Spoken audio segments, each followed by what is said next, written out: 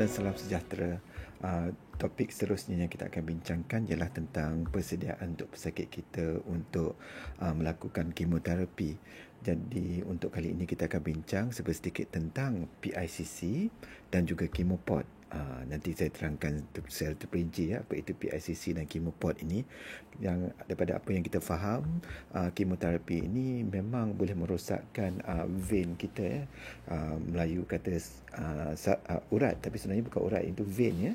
Jadi dalam vein itulah yang kita masukkan kemoterapi, dan sebab kemoterapi ini mempunyai chemical yang agak alkaline, dia boleh merosakkan permukaan kulit kita dan juga vein tersebut. Jadi setelah kita pakai selama beberapa kali, ia akan rosak dan perlu masa lebih kurang dalam 3 hingga 6 bulan untuk pulih. Jadi kalau kemoterapi kita dilakukan banyak kali, jadi kita kena tukarkan setiap kali kita pakai. Makin lama vein itu makin kecil ya. Jadi kita akan dapat masalah untuk mendapat vein yang baru bila kita hendak pakai semula untuk kemoterapi nanti. Jadi ada beberapa alternatif yang kita boleh pakai.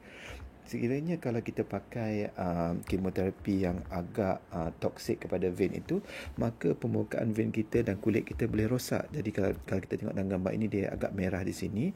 Jadi pesakit itu telah menggunakan vein tersebut. Sekiranya ini berlaku selama 3 bulan, kita tidak dapat menggunakan vein tersebut, kita mungkin terpaksa gunakan vein yang makin tinggi di atas ataupun di sebelah yang berlainan. Jadi kalau kita lihat ya, makin lama makin bermasalah untuk kita, dan setiap kali kita nak datang untuk membuat ujian darah, kita kena cucuk semula. Jadi agak memberikan masalah ya. Jadi risiko jangkitan kuman adalah penting ya, sebab sekiranya di situ digunakan pakai selalu, sekiranya kita tidak jaga betul-betul, maka setiap kali kita cucuk, kita dapat mendapat jangkitan kuman.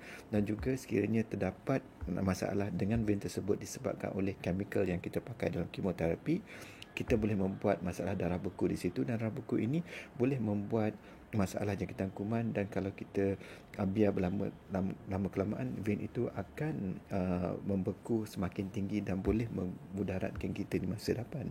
Jadi kalau boleh, kita tidak mahu menggunakan vein ini terlalu kerap ataupun terlalu lama. Ataupun kalau kita sekiranya gunakan kemoterapi selama 5 hari, bayangkanlah kalau kita cucuk tu mungkin 1 hari kita kena tukar sudah. Jadi 5 hari 5 kali tukar. Jadi tak praktikal kan. Jadi kita ada alternatif lain. 2 alternatif yang kita ada ialah PICC dan chemopod.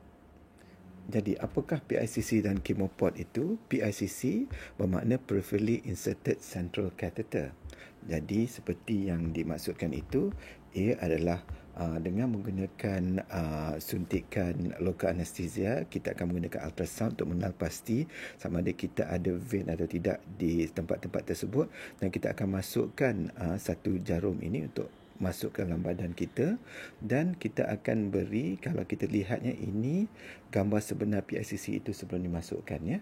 Jadi kalau kita lihat di hujungnya itu ada 2 cabang itu, tapi yang masuk di dalam bahagian ini akan menjalar masuk ke dalam badan kita, bermula di sini ke dalam badan.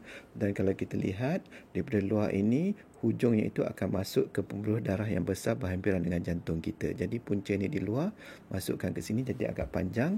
Jadi bila kita ada 2 cap di luar itu, kita boleh gunakannya untuk masukkan kemoterapi, ataupun kita boleh buat ujian darah. Kita hanya cuci dan hanya sedut keluar darah ya. Jadi kita tidak perlu cucuk selalu. Dan kalau kita pakai ini, ia tahan dalam badan kita selama lebih kurang 4 hingga 6 bulan. Jadi kita hanya perlu pakai itu saja. Dan kalau kita jaga betul-betul ya, kita nampak agak sporty, kita biar di dalam satu pakaian yang baik ya. Jadi kita tidak nampak pada luar dan kita senang untuk bergerak. Jadi itu PICC. Apakah pula chemopod ya? Chemopod ni sebenarnya kalau kita lihat daripada luar, dia adalah satu pod yang kita akan letakkan di bawah kulit pesakit kita, di mana ia berada di bawah kulit, dan penghujungnya akan masuk ke dalam salur darah yang berada dalam badan kita. Dan tipnya lebih kurang sama dengan PICC nanti, iaitu di permukaan jantung. Jadi kalau ditanam di dalam bawah kulit dia, kita akan nampak seperti hanya satu bonjolan saja. Daripada bonjolan itu ya, jadi kalau kita lihat betul-betul, sini adalah bonjolan, itu bekas di mana satu pembedahan kecil dibuat untuk memasukkan pot tersebut. Ini di bahagian dada kanan pesakit ya. Jadi dimasukkan di situ, ini di bahagian dada kanan pesakit, di hujungnya di bawah kulit, yang hujung lagi satu itu akan menjalar masuk ke dalam jantung pesakit.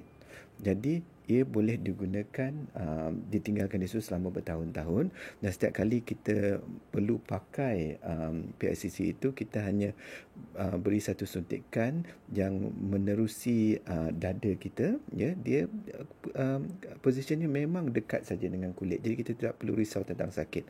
Masuk di situ dan kita boleh sedut keluar darah dan masukkan chemical yang akan masuk ke dalam reservoir tersebut, dan seterusnya daripada reservoir itu terus masuk ke dalam vein dalam badan kita.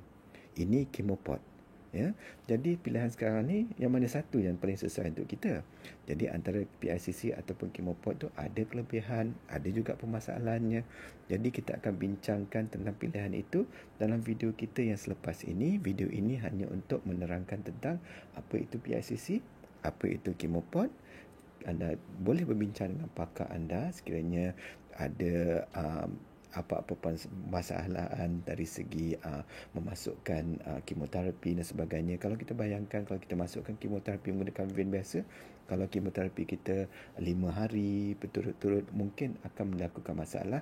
Dan sekiranya kalau kita melalui rawatan leukemia sebagai contohnya, rawatan kita itu perlu kita berada di dalam hospital selama sebulan, dan mungkin dalam 1 minggu 2-3 kali kita akan buat ujian darah. Jadi setiap hari kalau kita cucuk tu susah juga. Jadi kalau dengan adanya chemopod ataupun PICC, kita boleh gunakan saluran itu untuk membuat pemeriksaan darah, dan sekiranya kita perlu bagi pemindahan darah ataupun kita perlu bagi ubat seperti antibiotik dan sebagainya, kita boleh gunakan pod tersebut ataupun PICC sebagai perantar untuk memasukkan ubat-ubat tersebut, ya.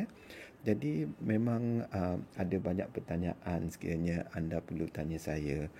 Sila hubungi saya melalui Facebook ataupun layari website saya untuk keterangan lanjut, ya. Sekian, terima kasih.